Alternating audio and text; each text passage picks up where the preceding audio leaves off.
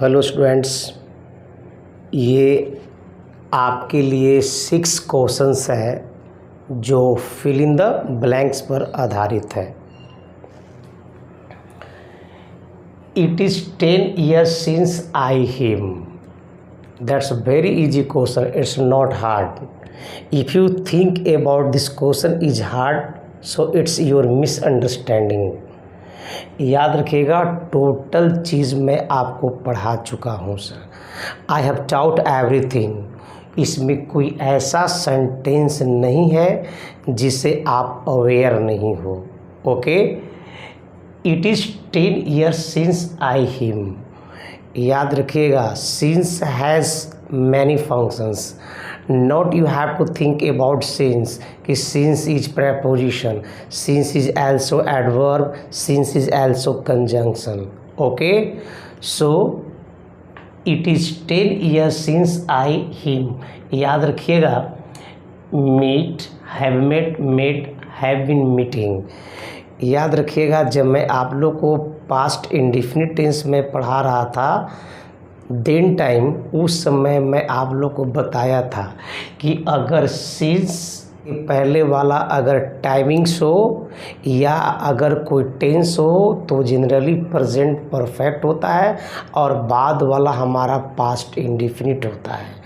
इसलिए स्टूडेंट्स याद रखिएगा, अगर हम सिंस की बात करें तो इधर हमारा टाइमिंग्स है और इधर हमारा सब्जेक्ट के बाद हमको V2 फिट करना है।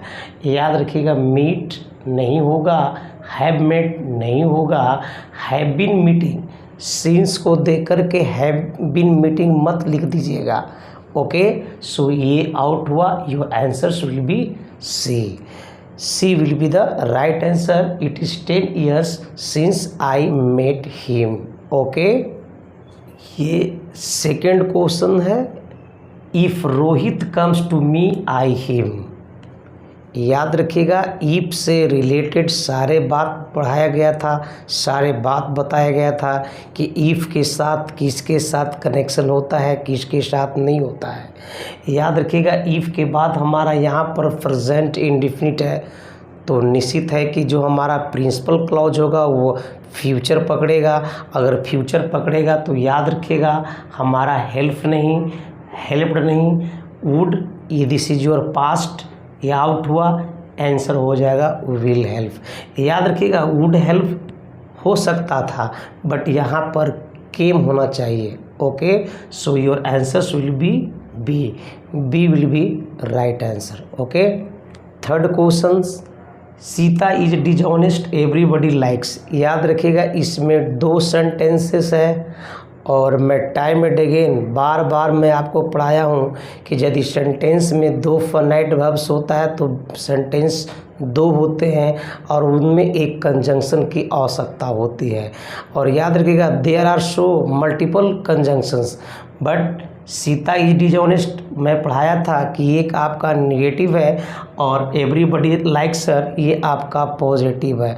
अगर सर याद रखिएगा, अगर 2 सेंटेंस के बीच में कंट्रोवर्सी हो तो उसके लिए कंजंक्शन बट होता है, हाउएवर होता है, दो होता है, अल्दो होता है, येट होता है, so, and, not, show, not, if not, your answer will be C, yet will be right answer.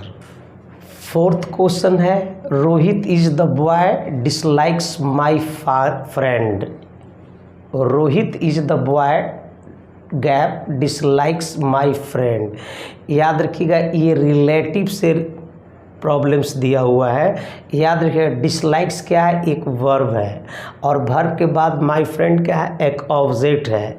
तो वर्ब हमारा है, ऑब्जेक्ट हमारा है तो सब्जेक्ट होगा। और याद रखिएगा, हु सब्जेक्ट होता है, हुम ऑब्जेक्ट होता है और हुज होता है पॉजेसिव एडजेक्टिव। सो यहाँ पर हमको सब्जेक्ट की आवश्यकता है और सब्जेक्ट आपका क्या है, हु, पहला आंसर सही हो जाएगा। Rohit is the boy who dislikes my friend. Okay, Rohit is the boy my friend dislikes, याद रखिएगा उस सेंटेंस को ही इन्वर्स कर दिया है। माई फ्रेंड डिसलाइक्स, डिसलाइक क्या है सर, एक वर्ब है और वर्ब के पहले वाला जो हमारा माई फ्रेंड है एक सब्जेक्ट है, तो हमारा सब्जेक्ट है वर्ब है तो ऑब्जेक्ट क्या हो सकता है, और ऑब्जेक्ट इसमें चारों में कौन है सर, तो याद रखिएगा whom है, whom will be the right answer. But which भी है, लेकिन यहाँ पर एंटीसीडेंट आपका ह्यूमन बीइंग है, इसलिए who is preferred. Okay, so your answer will be whom। It is time Ram and Mohan market, sir एक बार नहीं बहुत बार आप लोग को इसके बारे में बताया गया है कि यदि it is time, it is high time, it's about time, it's proper time, it's opportune time के बाद यदि सब्जेक्ट है तो उसके बाद वर्ब आपका V2 आता है। तो याद रखें इट इज़ टाइम के बाद राम एंड श्याम हमारा सब्जेक्ट है और सब्जेक्ट के बाद जो वर्ब होगा वो V2 होगा। So goes 5, have gone 3, are going B4, so your answer will be B. B will be right answer, went to. Okay.